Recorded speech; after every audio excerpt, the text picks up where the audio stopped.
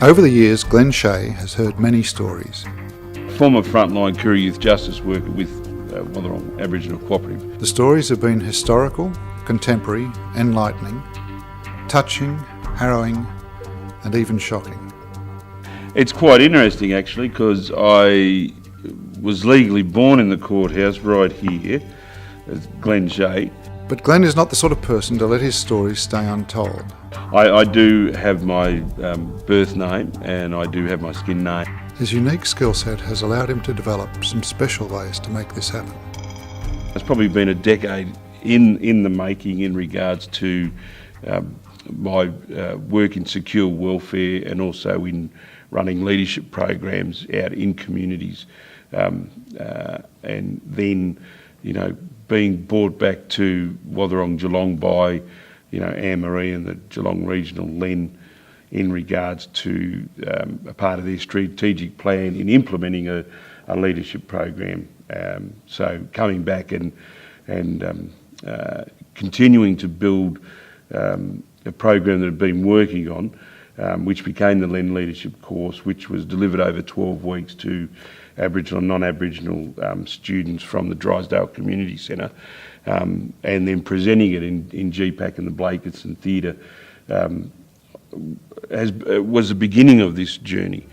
Glenn is also an historian, actor, playwright, teacher and educator who lives and breathes a strong sense of Aboriginal place and belonging. Building the Wotherong Education and Development Program, full-time program for our Aboriginal adolescent young people who weren't engaged in employment, education and training, and then you know, constantly being challenged by them in regards to their identity, place and belonging. So our young people identifying really strongly as Aboriginal, but lacking that knowledge and understanding of who they were as Aboriginal people, a part of society, and, you know, their engagement in culture.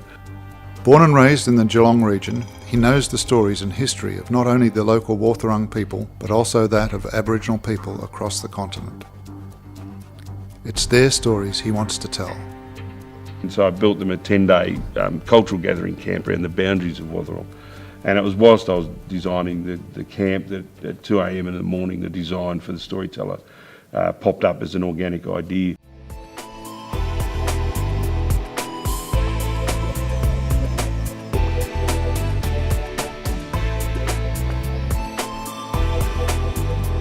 Had a great time playing. It's been very relaxing and easy, and you know, generates a lot of natural discussion. We actually got surprisingly competitive very quickly.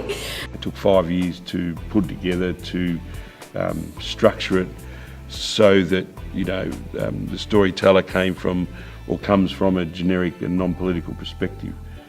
One of the things that I wanted to get out of it was whether we could use it with our younger clients at the legal service, whether it would be of any value to them, and because the information on it is culturally appropriate but generic, it is useful across all communities. We're creating Indigenous economic development out of it now. Glenn's game has already been used across a wide range of community groups. They include primary and secondary schools, universities and an enormous range of government departments and non-government organisations.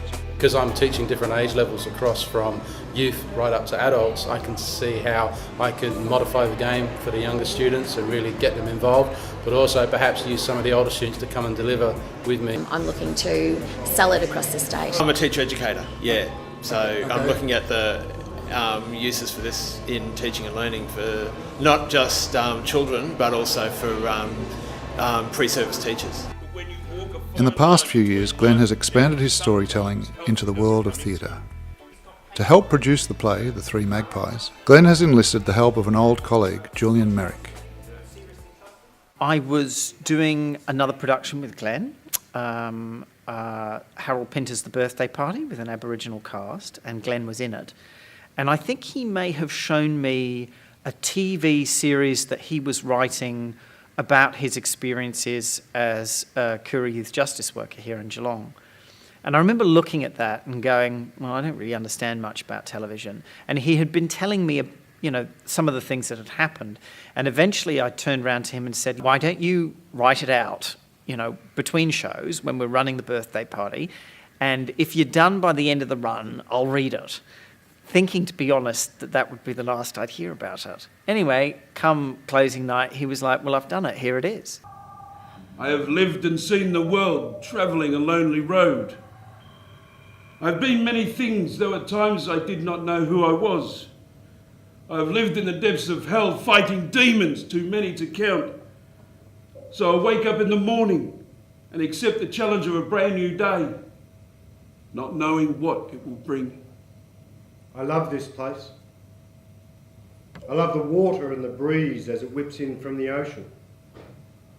I love the sunrise and the colour that lights up the morning sky. I love hearing the crashing of the waves as they hit the shore, and the wind as it dances through one of the oldest instruments in the world. The stories in the play are quite tough. They're hard to hear in many ways. And then to put those kinds of stories within a play and then to present it to a group of people who know stories like that as a play is, potentially a very challenging thing. All you're going to hear is the stories I have lived. You can analyse them, dream them, replay them, but you will never know the dark side of our reality until you understand them. Now teamed with the Geelong Local Learning and Employment Network, or GRLLEN, Glenn has been able to tell his stories to an even wider audience. The GRLLEN helps organise cultural awareness days where Aboriginal stories and history come to life in walks on country, the playing of the game, and the performance of the play The Three Magpies. The walks on country are led by Aboriginal elder David Tournier. I get to go outside, walk on country and explain to people, the importance of country, the plants, the animals, and ignorance only creates stupidity. So in order to break down barriers, it's better off to educate people so they're not misconstruing things, and it gets rid of those stereotypes that people tend to come up with. For now, the end to Glenn's story is still untold. The game is in production and continues to arouse interest from an increasingly diverse audience. It's hoped that the Three Magpies may tour next year, and Glenn, ever enthusiastic to tell his stories to a wider world, keeps on listening, researching, recording, and importantly, telling stories.